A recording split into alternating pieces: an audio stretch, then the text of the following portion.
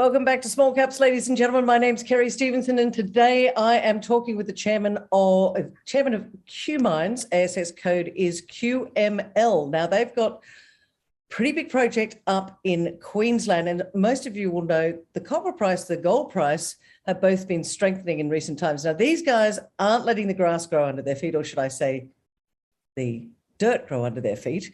They are really working hard. They've had 2 resource updates. There's lots of news flow coming out. So I wanted Andrew to come on and explain to us as investors, what are QMines doing? Because they only listed in May last year. And as I say, they are galloping towards getting into the development stage, which for companies on the ASX, which are copper focused, there's not that many of them. Andrew Sparke, good to see you. Welcome back to Small Caps. Good to see you, Kerry. Thanks for having me.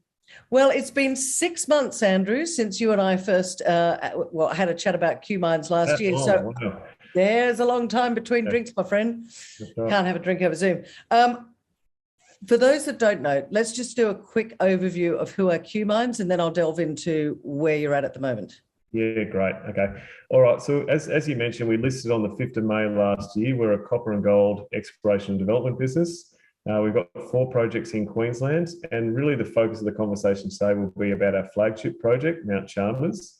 Now, Mount Chalmers, just out of a small regional town called Rockhampton, right on the coast of Queensland. So great part of the world. For those of you who've been up to Rocky, it's well known for its beef and cattle. I think they've just had their cattle week up there. So, but yeah, we've acquired a historic copper and gold mine up there called Mount Chalmers, and we own it 100%.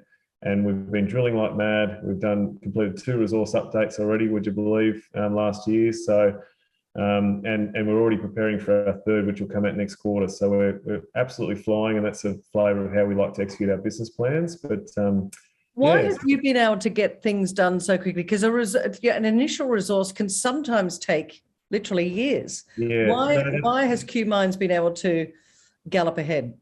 That's right.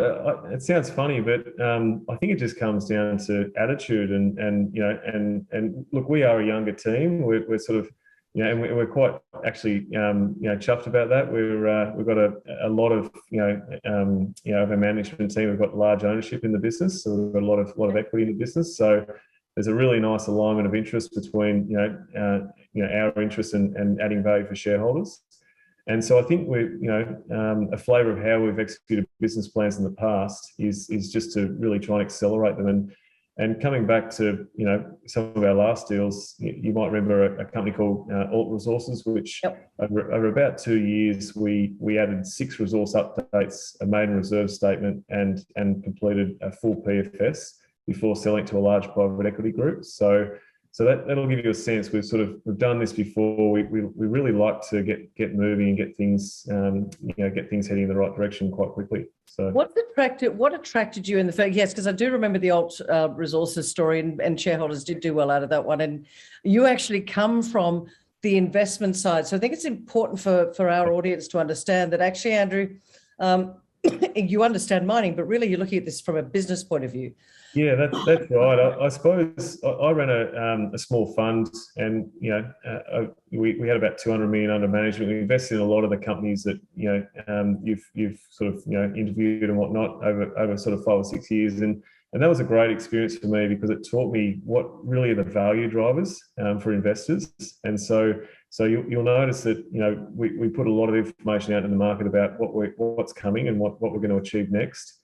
And there's a lot of thought goes into how we execute that business plan to create key catalysts for our shareholders, value catalysts. And so we think about it, as you say, very much as investors first, but explorers second, in terms of what actually is going to move the needle and add value for our shareholders. So okay, so on that, I want to know what's the value add for shareholders? What are you guys doing, which I guess could be seen as slightly different from all the other ones out there listed on the ASX at the moment? Yeah, I think there's a couple of things. We talked about speed of execution. That's something that you'll see us continue this year. Last year I mentioned we added 2 resource updates. This year we've got a 3rd on the way, and that you'll likely see more as the year progresses. The second thing is a lot of our projects are historic mines. So lots of infrastructure on site. They've already obviously made money at some point, and that's obviously de-risks a lot of these operations.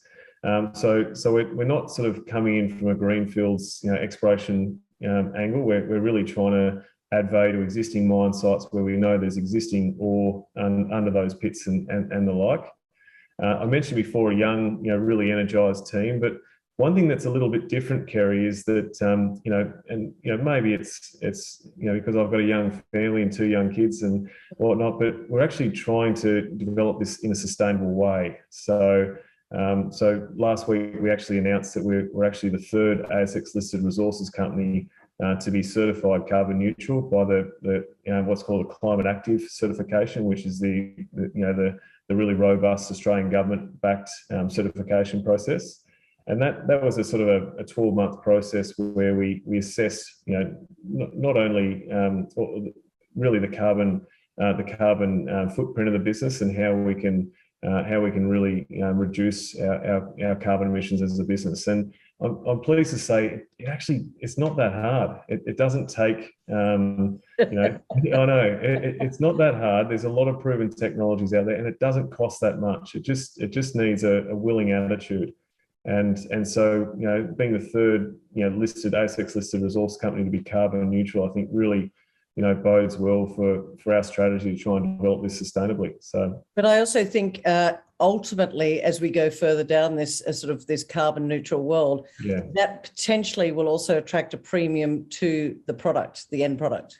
That's right, and there's a really nice synergy between hopefully producing a copper product and delivering it into the market in a carbon neutral way. I think obviously copper is being used for electric vehicles and new energy sources and whatnot that are obviously moving away from fossil fuels. So it's really helping that energy transition, and I think being able to deliver a product that's carbon neutral, I think will really bode well for our shareholders as we get closer. Okay, I want to know that you talked about 2 resource updates already, a 3rd one on the way. Talk to me about the deposit. So Mount Chalmers is the focus. How deep have you drilled? How much drilling have you done? How much more has come? What I want to unlock is what are the value upsides for shareholders? Because, Andrew, the share price has been under a little bit of pressure of late. So I want to see where this could be going in 2022. Absolutely. So I'm fortunate to say that we've got a deposit that's shallow. Okay, it's thick, it's got some grade, and we're already really close to the coast. So we've got a lot of things that are going in our favour. We just got some metallurgical initial mets back end of last year. We're seeing really higher recoveries, as high as sort of 97% recoveries in the copper and high 80s in the gold, but we think we can improve on that over time. So, and that's probably about 90% of the economics of this deposit. There is a small silver, lead and zinc tail. So good recoveries, nice thick ore body, shallow and relatively flat lying. So all really bode well for the economics and the development of this particular ore body. But I think the thing that's got us excited is the fact that these deposits occur in clusters, okay? And they're called VMS deposits. And typically within a VMS, you see multiple deposits within a cluster, and they generally are, throughout history, you see typically between 5 and 40 individual deposits. And so I'm pleased to say we're seeing that at Mount Chalmers. We've just been acquiring a whole lot more tenure. We picked up another large tenement over the break. We've now got the whole district, under 100% owned. And we've now identified 7 deposits and prospects that are outside the existing mine sites. So I'm really pleased to say that we announced this morning that we're going to start drilling a number of these areas, and a lot of them, as we announced in August last year, are what we call Mount Chalmers lookalikes. So they're similar in scale, similar in tenor, i.e. grade, and so it's really quite exciting because we only need to find one more of these, or potentially many more, and I think that the volume of this opportunity and the scale of this opportunity really accelerate very quickly. So very good sort of deposit, shallow, good mets. Are they all shallow? Because you've talked about Mount Chalmers. Yep. I want to know how deep you've gone there, but that's the existing. but you've got these other 7. Are they close by, and are they all looking very similar? In other words, I'm trying to picture, if you like, is this all come from the same uplifting of the metals from further in the ground? Yeah. Look, likely. If you look at VMS deposits, they're typically in this region. They're sort of they come up as they call them smoker pipes. And I'm no geologist, but I've been supporting geology, investing in resources companies for 20 years. So, but they typically come up. They're intrusive related systems, and they spill out on the seafloor. So typically they're quite flat lying, which is great. And obviously at Mount Chalmers, the mine site, the pits are down to only about 40 metres. So they're relatively shallow. We've got obviously identified quite a big resource under those pits where it's extended. So we're not talking deep deposits. Obviously, we've got a bit more work to do on some of these other deposits and prospects in the region. But one of the things that really I think makes our sort of growth prospects quite achievable is the fact that 3 of those 7 are actually already drilled and modelled. So we don't really have the same exploration risks that a lot of other exploration companies have, in that we already know roughly the tons, we know the grade, we know the depth, we know, we've already got them modelled in 3 dimensions. So all we have to do is go and put some, what we call, do some infill drilling to confirm the historic data is accurate, and then we can bring that into resource. So it's quite exciting for new shareholders because it really underpins that growing resource that we keep talking about. What's your time frame on doing this drilling? Where I'm talking to you, it is coming up to the end of Feb. What's your time frame on this drilling? Yeah, so we've basically got 2 rigs on site at the moment. We just had a second rig turn up in the last week, and so we're drilling currently. So we're the first diamond rig is actually drilling under the Mount Chalmers pits, looking for extensions of the Mount Chalmers ore body down plunge. We've also now got the RC rig on site, starting to drill to the north, where we're seeing extensions to the north, where we've got historic drilling into the ore body at the north that's come out with good mineralisation. So there's a number of areas around the existing mine site where we're targeting as we speak. We're drilling as we speak. But in the coming weeks, we'll start to move, particularly that RC rig, over to a new area called Woodshaft, which is one of those exploration targets which I mentioned is already drilled and modelled. So we only need a handful of holes into that to bring that into resource. So that will really underpin, a nice resource update likely out next quarter. So. And being the sharp, I love this because you're always looking at this as a business. Am I right in saying that you've actually bought one of the drill rigs which brings your costs down? Is that correct? Yeah, that's right. So we as you're saying, we sort of look at this very differently. Business, or look at it from an investor perspective first, and a resources exploration business second. So we looked out throughout the year, and we knew that we had a lot of drilling to do. We've got a 30,000 metre drill program planned, and with costs going up, there's obviously a lot of inflation, particularly in the mining industry at the moment, with a lot of exploration going on. We sort of identified an opportunity to buy a rig, and really reduce our costs. So we're seeing that at the moment we're probably paying about $50 to $60 a metre all in for our drilling on site. Would you believe we're able to, by buying this rig, reduce our cost to about that $20 to $30 a metre all in? So which is really fantastic. So it really reduces our costs of our exploration program, and allows new investors or our investors to get more leverage to more drilling. So that allows us to really scale up the drilling effort with the same amount of funds, and really accelerate that business plan. So more upshot is more leverage to exploration success, more resource upgrades, and at a cheaper cost, effectively. So it's fantastic, and so I congratulate you on you, because you've got enough cash in the bank at the moment, haven't you? You've got just over 5 mil from the quarterly, I think it is. So I guess, will the majority of that being going into having a look at a little bit more at Mount Chalmers, but also these 7 potential, I guess, outside clusters, if you like? Yeah, that's right. So we're going to target there's 3 areas around the existing mine site, which will add to resource. There's Woodshaft, which will bring into resource next quarter.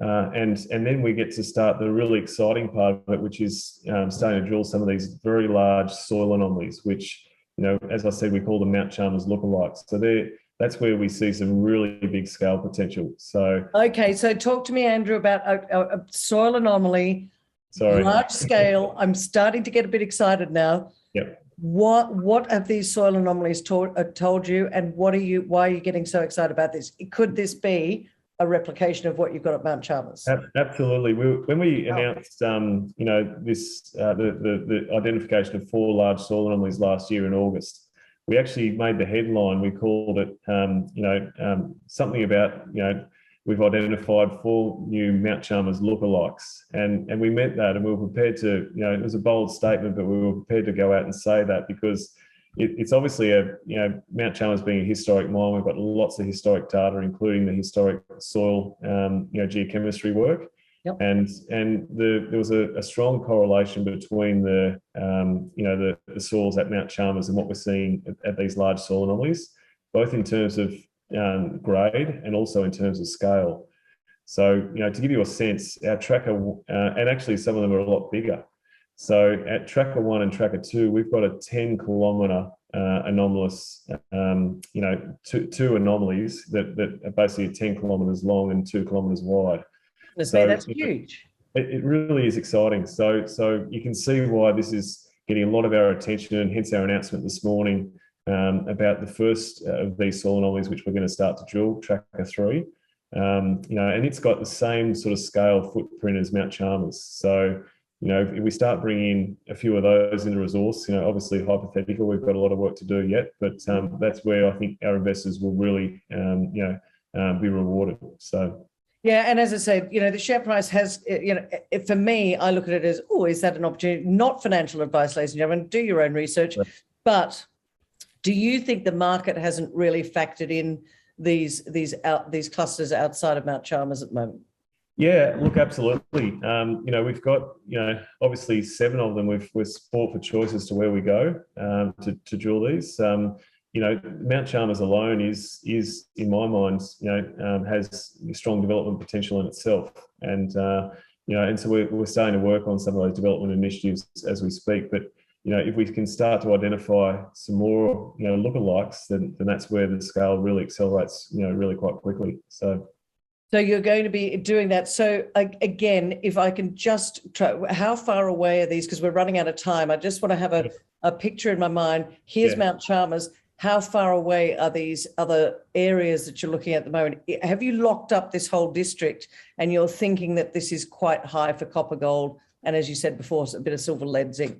Yeah, absolutely. We've got now a very large footprint in the region. It's well over 300 square k's and growing. Oh, wow. And so we've basically now picked up the whole belt. I mentioned before we've also bought 5 rural properties around the mine site, which really allow us to fast track the development at the Mount Chalmers mine site.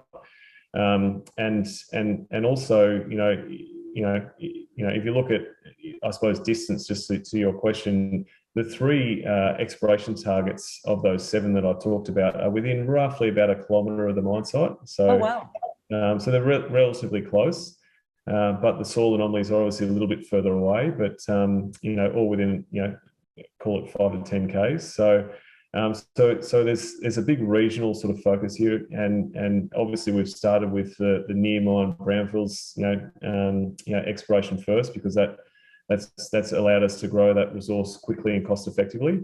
But as we start to get into these regional areas, that's where we think the scale has the potential to really accelerate, and that's I think quite exciting. All right, ladies and gentlemen, he is just getting started, but as I said, they're not letting the grass or the dirt grow under their feet. Andrew, great to see you, but I always end my chats like this because it's an investor audience, and I want to find out from you, what are the 3 reasons that our audience needs to sit up and really take notice of QMines right now? Yeah, I think it's 3 things. It's, as you say, it's speed of implementation. We've done this before. It's locked in resource growth with those 3 exploration targets around the mine site. It's not a matter of will they come into resource, it's a matter of when.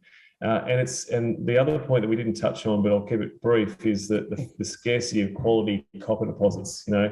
on the ASX, there really is only, 4 sort of, genuine Australian copper development stories. And when you look at gold, there's sort of 300 stories. So there's a lot less to choose from when it comes to copper. And I think that really bodes well for value for our shareholders as we progress this towards production. I did say we were going to wind it up, but I just want to ask you this from an investor point of view, Andrew, because this is an area that you are in. The copper price has been getting stronger. You mentioned right at the start that copper is used in electrical vehicles. I'd love to just get a last comment from you about where you think that this copper market is going to go. Stronger for longer, and as you say, very, very few development copper stories on the ASX. Yeah, look, absolutely. I think gold and copper in an inflationary environment, look really strong. And it doesn't matter which analysts you choose. There's lots out there. They're all pointing to particularly stronger copper prices, and certainly gold as well. I think where people really need to focus on when they're trying to look at copper price and where it could go is actually on the supply side, without boring you to tears. But a lot of the copper in the world comes from 2 countries, Chile and Peru in South America. And for those of you who have been, a lot of those mines are, way up in what's called the Andes, and they're thousands of feet above sea level. So, these mines were often, discovered back in the 50s and 60s, and they're getting quite tired, they're getting quite old, and the grades, it's no secret that the grades been declining for a long time. And if you think about it logically, it's just hard to get water up into the Andes, let alone labor and electricity. So there is some, practical challenges with, growing those mines and continuing to mine those operations. But more recently, they're seeing some real challenges with actually, just labour, and they're going through some, there's been some elections there, particularly in Peru recently, where, it's been a big topic of conversation where, the labour force isn't happy with how they're treated and so on and so forth. So I think, whilst most analysts are pointing to a stronger copper price in the short term, I think we could really see if some of that supply came out of the markets because of some of those challenges I talked about, we could really see a real acceleration of the copper price, particularly. So watch this space. Obviously do your own research, but we're really quite bullish about copper and the whole energy transition and what that means for investor value. It's all about investor value for my investors. Thank you, Andrew. We love chatting to you today. As I said right at the start, ladies and gentlemen, it's Queensland, it's copper gold. Andrew Sparke is the chairman. The ASX code is QML, and they're galloping towards development, not just exploration. So watch this space. Go check them out. Andrew Sparke, great to see you. Thanks for joining me on Small Caps today. Thanks for your time, Kerry.